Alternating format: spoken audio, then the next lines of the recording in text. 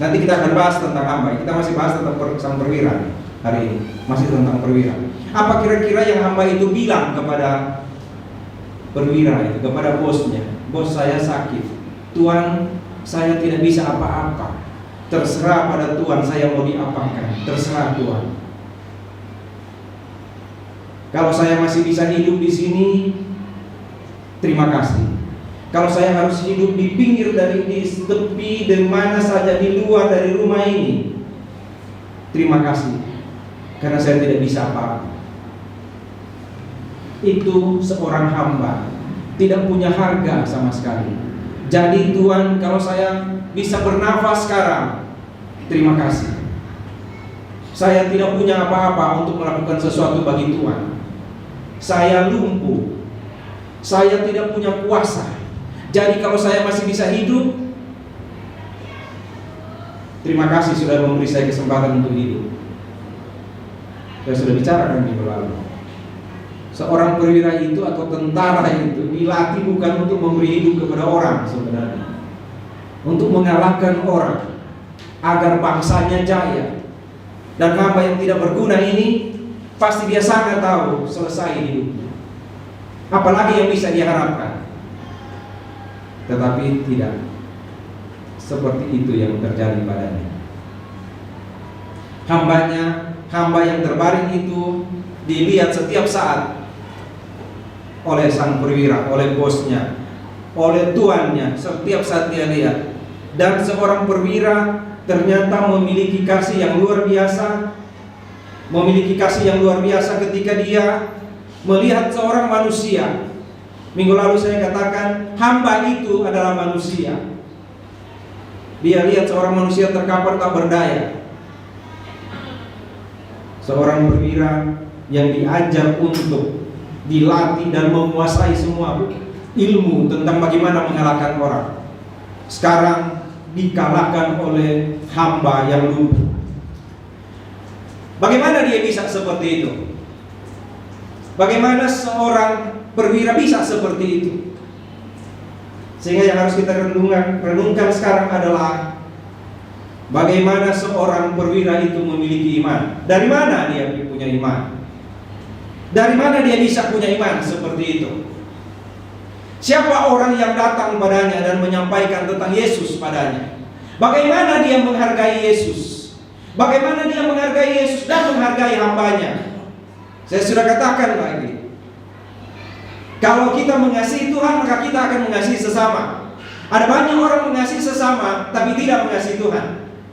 Kalau kita mengasihi Tuhan, maka kita akan mengasihi sesama. Kalau ada orang yang mengasihi Tuhan tapi tidak mengasihi sesama, dia mungkin bukan orang yang mengenal Tuhan. Apalagi dia membenci sesama, apalagi dia membenci saudaranya. Yohanes bilang dia hidup sebagai seorang pembunuh. Bagaimana iman itu tumbuh dalam kehidupan seorang perwira? Kita cuma mau bahas sebenarnya ini di dua ayat saja, yaitu ayat 5 dan 6. Ketika Yesus masuk ke Kapernaum, datanglah seorang perwira mendapatkan dia dan memohon kepadanya, Tuhan, hambaku terbaring di rumah karena sakit lumpuh dan dia sangat menderita. Di Matius pasal 8 ayat 5 dan 6 tadi. Seorang perwira di Kapernaum datang kepada Tuhan Yesus, sujud menyembah, memohon kepada Tuhan, Tuhan, hambaku terbaring di rumah karena sakit lumpuh. Dia sangat menderita. Dari mana dia digerakkan untuk datang pada Tuhan? Saya membuat video-video pendek. Ada 17 video, baru 17 tentang tema ini. Saya lupa apa saya sudah bilang ke saudara tentang. Jadi saya menahan ini. Jangan sampai nanti saya sampaikan. Padahal kan mesti disimpan. Begitu kalau ini kan disimpan. Kalau promosi ini jangan dulu keluarkan semua. Jadi kita mau bicara dulu tentang iman ini kan, karena saya mau terpancing untuk bicara tentang gini, dari mana dia dengar? Saudara bayangkan saja ya. Itu kan Kapernaum. Di Kapernaum itu ada sinagog. Kapernaum itu ada perwira tadi tinggal. Nah, Kapernaum itu tempat Tuhan Yesus bilang dia diam di Kapernaum. Kalau sudah baca Matius pasal 4, Tuhan Yesus tinggal di situ ya. Di Kapernaum itu ada banyak sekali kegiatan yang Tuhan Yesus lakukan. Ada penyembuhan yang lakukan, akan ada orang-orang itu Kapernaum. Saudara melihat dari Matius pasal 4 ya. Jadi apakah dia mengenal Tuhan Yesus itu? Karena di situ ada sinagog, ada orang-orang Israel, orang-orang Yahudi, pemimpin agama, ya. Dan pemimpin agama kalau baca di Lukas ada teman-temannya itu para pemimpin agama. Apakah dia mengenal Yesus dari situ? Apakah orang-orang itu yang bilang ke dia, kamu lihat, kamu tahu nggak? Perwira, Anda tahu tidak? Ada seorang pengajar yang luar biasa sekarang, yang berkali-kali mengajar di Kapernaum. Dia seorang yang luar biasa. Apakah para ahli Taurat mengatakan itu padanya? Apakah pemimpin Yahudi mengatakan itu padanya sehingga dia akhirnya menjadi percaya? Apakah karena dia mendengar orang-orang di sekitar situ selalu bicara tentang Yesus? Apakah dia mendengar dari, karena dia perwira, dia di rumah saja, di staf dia, mungkin ke anak buahnya patroli dan pulang dan ngajar. Siap, ada seorang yang mengajar, saudara gitu ya. Siap, ada seorang yang mengajar saudara dan punya kuasa luar biasanya. Apakah dari situ lalu iman itu timbul? Apakah karena dia mendengar orang bilang ada seorang yang luar biasa yang mengajar berbeda dengan para rabi dan dia melakukan mujizat yang luar banyak, lalu perwira itu menjadi percaya? Oh, ada ya. Saya belum mau bicara tentang kenapa perwira itu datang. Itu kan di video ke-7 ya. Datang karena apa? Tapi saya sudah bilang minggu lalu kan, jadi saya bilang dikit aja. Karena dia mendengar itu, maka dia bilang begini, nanti saya mau datang lah ke Tuhan itu, mau bilang tentang apa? Ini tentang di sini. Tentang apakah itu yang membuat dia datang pada Tuhan? Karena hambanya sakit atau tentang apa? Tetapi yang Tuhan puji kan bukan karena dia datang dan bilang begini, karena hambaku sakit. Enggak, Tuhan puji padanya karena apa? Karena imannya kan? Ya, karena imannya. Wah, saya belum pernah dengar iman seperti ini. Saya belum pernah lihat ada iman seperti ini. Jadi dari mana punya iman itu? Saudara masih ingat bagaimana saudara lahir baru? Saudara masih ingat bagaimana saudara menerima Injil? Bagaimana saudara percaya pada Injil? Ada orang yang memberitakan? Ada ya? Masih ingat namanya? Atau orang-orangnya? Saya sudah pernah katakan. Pernahkah saudara mendoakan mereka? Di mana mereka sekarang? Masihkah saudara menghormati mereka? Masihkah saudara menghormati mereka? Orang ini yang dulu membawa saya pada Tuhan, orang ini yang mengantar saya bertumbuh dalam iman. Masihkah saudara ingat itu? Saya mengingat. Bahkan saya mengingat khotbah pertama yang saya dengar ketika saya menjadi orang percaya. Saya ingat Pak. Saya ingat pertama khotbah yang saya, dan itu ada di sini di kepala saya sampai sekarang. Bagaimana dengan perwira ini? Dan yang ketiga, apa mungkin dia dengar dari hambanya? Apa mungkin dia mendengar berita tentang Yesus dari hambanya? Karena yang membuat dia tergerak untuk datang pada Tuhan adalah hambanya yang sakit. Apa begitu? Kalau seperti itu, maka benarlah yang Tuhan katakan, orang-orang kecil itu yang akan dipakai Tuhan untuk memuliakan Tuhan. Kenapa saya tidak percaya di sini para ahli Taurat yang mengajar? Karena ahli Taurat tidak pernah menerima Yesus. Bukankah Tuhan Yesus katakan kepada mereka, hai kamu keturunan ular beludak? Bukankah kepada mereka Tuhan katakan, kamu kubur yang dilabur putih?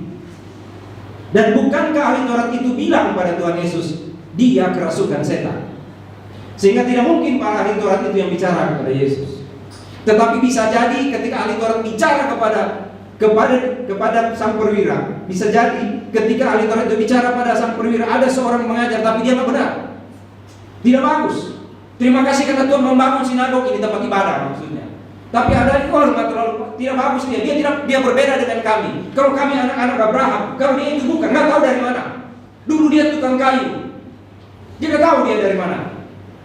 Tetapi perwira itu bilang seperti ini mungkin. Dia bilang, saya pengen tahu seperti apa orang itu. Ketika ada orang lain bicara negatif tentang Tuhan, dan orang itu adalah orang yang mendengar itu, mungkin saja ada orang yang akan berkata, saya pengen tahu, saya akan cek.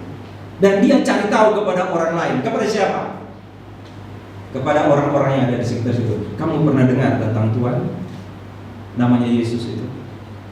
Coba kamu jelaskan kepada saya. Dari situ kerendahan hati seorang perwira ada. Masih ingat yang saya bilang? Kalau orang punya iman, maka dia punya kerendahan hati. Benar? Sehingga dia tidak akan membedakan orang, termasuk hamba yang bukan cuma hamba sakit, bukan cuma sakit, hamba yang sakit lumpuh, bukan cuma sakit lumpuh, sangat menderita, artinya dekat mati. Bolehkah kita berpikir bahwa sang perwira itu mencari tahu siapa Yesus itu? Ketika ada orang bicara tentang Yesus, tapi bicara tentang negatifnya Tuhan Yesus, bolehkah kita berpikir si perwira ini mencari tahu? Dan saya mengajak saudara untuk merenung seperti ini. Yang dia datangi adalah hamba itu. Kalau namanya siapa? Coba kamu kan punya teman-teman. Cari tahu siapa Yesus itu. Atau orang-orang biasa yang pasti bukan pemimpin agama waktu itu. Coba kamu cari tahu dan beritakan, sampaikan kepada saya siapa Yesus itu. Dan orang-orang sederhana itu bicara tentang Yesus kepadanya. Dan dari situ muncul iman. Saudara bisa membayangkan seperti itu? Ketika ada orang bilang enggak benar Yesus itu, dia itu kerasukan setan. Karena kan biasa ada bos, lalu ada pemimpin agama itu. Nah suka begitu kan tuh pemimpin agama. Jadi pengatua siapa di sini? Apalagi yang laporan keuangan gitu, kalau dia bilang sudah tinggal tipis, nah itu gitu. Lalu temannya bilang begini, cari donatur, ya kan? Kurang berdoa sih, gitu kan? Jadi biasanya yang gitu itu akan mendekat kepada orang yang punya pengaruh. Nah, supaya jangan dia pergi ke orang lain, kita bilang ke dia, bukan kita di sini orang lain, kita di sini begitu. Kita bilang ke dia, bagus sih banyak orang suka, tapi tahu nggak dia itu nggak bagus. Supaya dia jangan kemana-mana, ya kan? Tetapi perwira ini tidak. Perwira ini mendengar, dan orang yang memberitakan itu adalah orang yang bilang kepada perwira itu, Yesus itu, Tuhan itu, yang Tuhan pengen tahu itu, Tuhan itu rendah hati, dia tidak punya apa-apa, saudara. Ya, dia berjalan mengajar dan banyak orang mengikuti dia. Lalu sang perwira berpikir, saya akan cari tahu satu waktu. Tetapi ada sesuatu yang membuat dia datang akhirnya pada Tuhan. Bukan kebutuhan pribadinya, tetapi karena hambanya sakit. Ya, karena hambanya sakit, dia datang pada Tuhan. Karena ada orang lain yang membutuhkan pertolongan, dan dia datang kepada Tuhan. Tapi dia tidak datang kepada Tuhan karena hamba yang sakit itu saja. Dia datang pada Tuhan karena dia punya iman yang luar biasa. Iman itu menggerakkan dia mengasihi orang dan membuat dia datang pada Tuhan untuk menyampaikan apa yang ada di hatinya.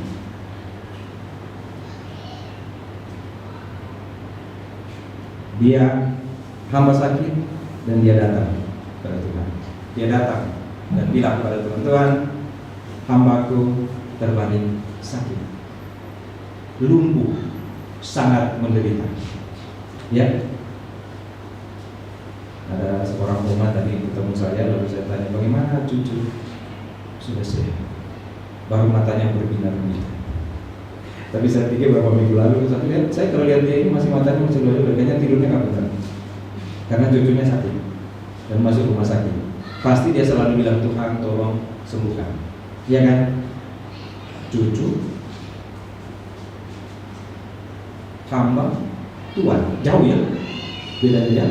Kalau dia datang pada Tuhan Yesus, dia datang pada Tuhan Yesus dan dia bilang, Tuhan, hambaku sakit. Saudara, yang kedua yang kita mesti pelajari, Tuhan, hambaku sakit. Saudara, yang kedua yang kita mesti pelajari. Saudara bayangkan kalau Tuhan bilang begini, kamu siapa? Hah? Saya diutus hanya kepada domba-domba yang bilang dari umat Israel. Kamu tahu nggak? Kamu ini kafir. Kamu tahu nggak? Kamu kafir, bukan orang Israel. Kamu tahu kan aturan tidak boleh ada orang, dan perwira itu tahu karena dia berteman dengan para pemimpin agama. Kamu jangan bergaul dengan orang-orang Israel. Tidak pantas. Tapi para apa namanya ini, para imam ini, para pemimpin agama boleh bergaul dengan orang bukan Israel. Karena ada sesuatu yang mereka perlukan kan? Karena ini baik, membangun sinagog, bangun tempat ibadah. Oh, jadi baik kalau kayak gitu. Bayangkan ketika dia datang pada Tuhan, lalu Tuhan abaikan dia. Bayangkan ketika dia sudah bawa, saya bilang, dia bawa dalam hatinya penderitaan hambanya. Dia bawa datang pada Tuhan. Dia sudah tahu, saya mesti datang pada Tuhan. Saya harus minta pada Tuhan. Dia pasti dapat melakukan. Ketika dia datang sampai pada Tuhan, lalu Tuhan tanya, kamu siapa? Kalau Tuhan Yesus merendahkan diri dan menegur dia, Tuhan siapa? Saya bukan siapa-siapa. Tuhan kan punya dewa di Romawi, ya. Kenapa Tuhan tidak datang pada dewa-dewa Tuhan? Ya, Tuhan kan punya teman-teman pemimpin-pemimpin agama. Kenapa Tuhan tidak datang pada pemimpin-pemimpin agamamu atau agama Israel? Kenapa? Kenapa datang pada saya yang tidak dikenal, yang tidak punya apa-apa, tidak punya tempat meletakkan kepala, tidak punya apa-apa? Kenapa datang pada saya? Kenapa tidak datang pada dewamu? Kenapa tidak datang pada dewamu yang luar biasa yang kamu puja-puja, yang kamu bangga sehingga bisa menguasai Israel? Kenapa tidak datang kepada dewa? Kenapa tidak datang kepada pemimpin agama? Kenapa? Kenapa datang kepada saya? Kalau Tuhan Yesus berdiri dan bertanya itu padanya,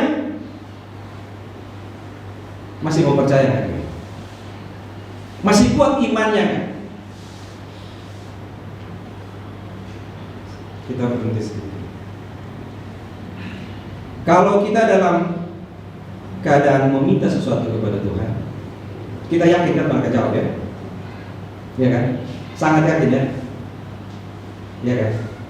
Walaupun kadang-kadang kita susah membedakan antara apa yang terjadi pada kita ini karena ujian atau karena hukuman Tuhan. Kan kita kadang-kadang kan dapat membedakan ya? Ya kan? Tapi kita yakin Tuhan dengar kan?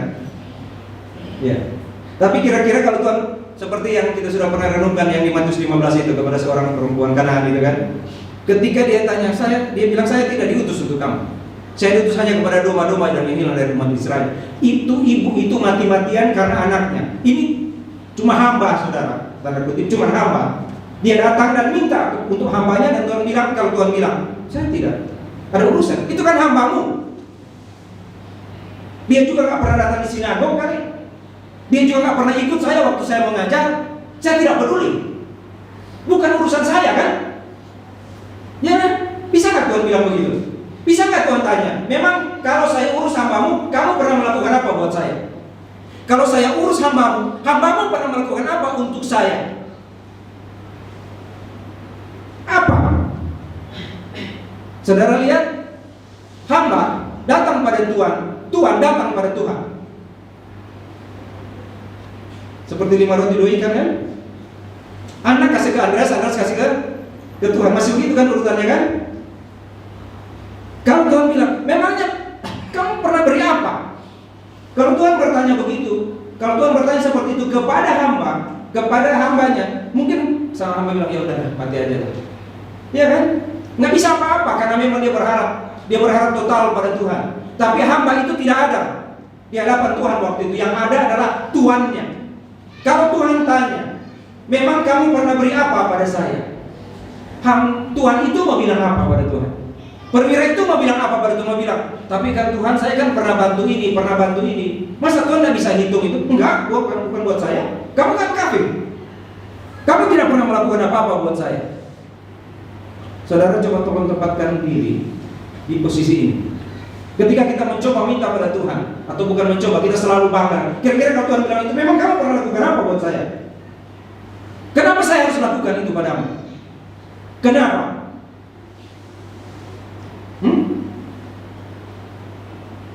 Saya bayangkan kalau Tuhan mengatakan itu kalau saya pergi saya bilang, oh makasih Tuhan, balik saya. Itu bukan saya yang sakit, kan yang sakit hamba. Saya buang aja ke kolam kemana itu hamba itu, saya balik aja. Ya kan? Kalau kita begitu kan? Enggak, saya cuma disuruh sih sebenarnya, tapi nggak mungkin juga disuruh sama hambanya kan? Memang tidak ada perintah karena hambanya menyuruh dia, tapi hambanya menyuruh dengan hatinya, dengan ketulusan, dan dia datang kepada Tuhan. Ketika kalau Tuhan mengatakan itu padanya, saya tidak akan melakukan apa-apa untuk. Apakah dia masih tetap beriman? Dari mana muncul iman yang tadi itu? Saudara belajar itu, bagaimana iman itu muncul dan begitu kuat sehingga Tuhan tidak menolak dia. Tuhan tidak menolak dia. Saudara lihat jawabannya langsung. Aku akan datang menyembuhkan. Tuhan dari sini, Tuhan tidak menolak perwira itu. Kenapa? Karena imannya luar biasa. Tapi selalu pikirkan dari mana iman itu ada. Bagaimana iman itu ada. Sehingga Tuhan bilang, saya tidak pernah melihat iman seperti ini di kalangan anak-anak kerajaan. Saya nggak pernah lihat. Dan Tuhan bilang padanya, aku akan datang menyembuhkan. Saudara, bagaimana muka hamba perwira itu ya? Wow. Terima kasih Tuhan. Haleluya Tuhan. Oh nanti kita bahas berikut itu ya. Haleluya Tuhan. Enggak, dia nggak bilang begitu. Dia bilang, saya tidak layak menerima Tuhan di rumah saya. Dia masih tahu ternyata orang Yahudi tidak boleh masuk ke rumah orang bukan Yahudi kan, gitu kan? Dia tahu ya.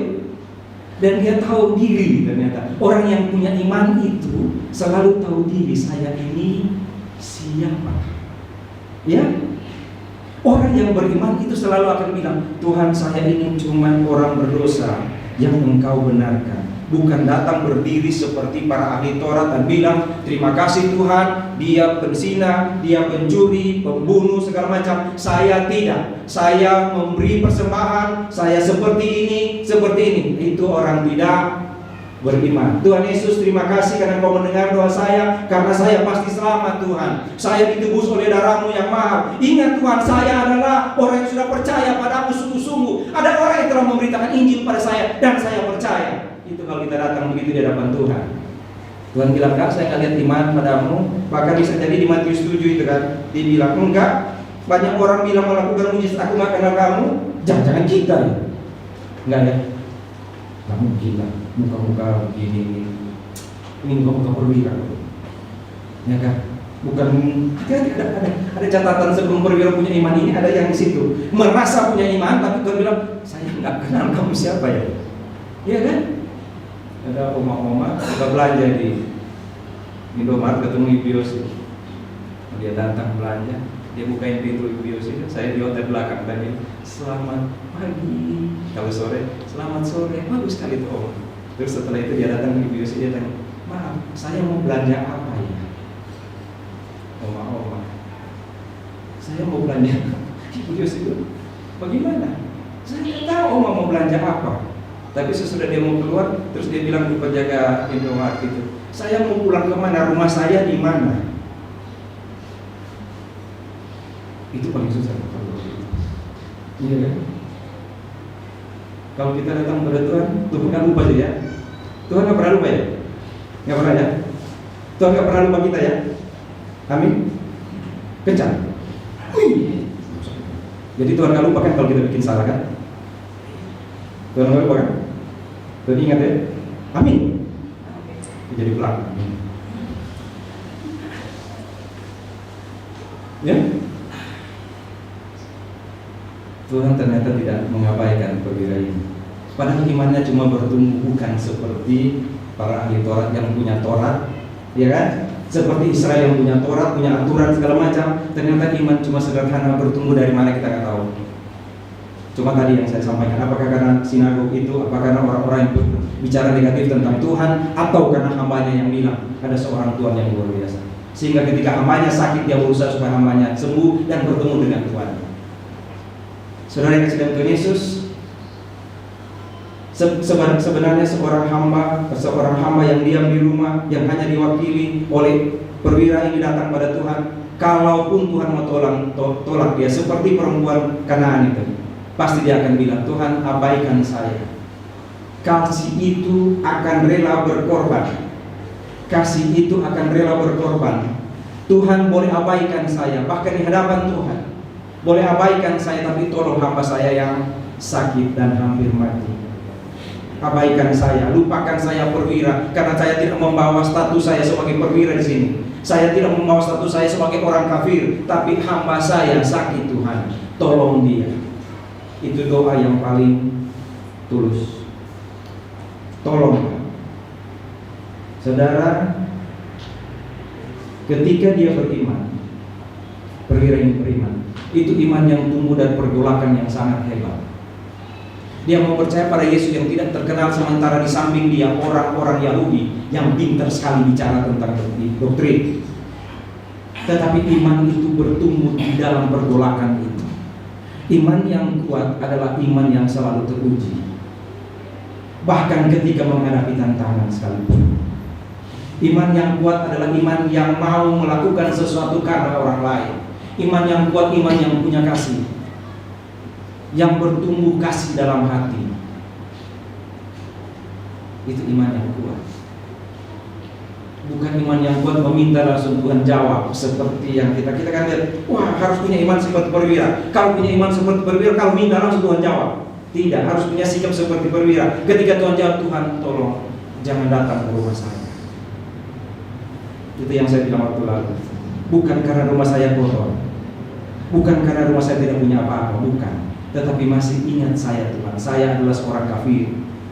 Katakan satu kata saja pasti terjadi. Bukankah Tuhan pernah melakukan? Jadilah, maka jadilah. Ketika dia menciptakan langit dan bumi, kata satu kata saja sudah cukup. Berapa kata yang saudara perlukan untuk melakukan sesuatu dalam hidup saudara? Satu kata saja. Saya baru mendengar khotbah waktu saya di Manado tentang yang ada pada Tuhan hanya ya. Yang ingat waktu itu? Lihat saja. Yang berikut saudara, kalau bisa, biarlah kita menjadi orang, jangankan seperti perwira itu, tetapi menjadi orang yang mempengaruhi orang lain sehingga imannya bertumbuh. Bisa kan? Menjadi orang yang hidup dan membuat orang lain beriman, dan biarlah imannya lebih kuat dari kita. Yang beriman siapa? Perwira? Apakah hambanya juga beriman? Nanti kita bicara tentang hamba ya. Ini kan masih perwira. Jadi iman itu jika dalam pergolakan ada tantangan, dia mau percaya pada Tuhan, tapi ada di samping dia, wah dia itu cuman Beelzebul, dia penghulu setan, dia mengusir setan karena penghulu setan, dia seperti ini, tapi iman itu tetap tidak. Orang-orang kecil di luar sana bicara tentang Yesus, tentang Tuhan itu yang selalu menjawab, yang selalu datang pada orang kecil. Kalau dia tidak terima saya karena saya perwira, biarlah dia menerima hamba saya yang sakit. Dan Tuhan bilang, aku mau sembuh. Tuhan bisa melakukan itu ya. Ada banyak rasa sakit ya saudara, karena orang lain, orang yang saudara kasih.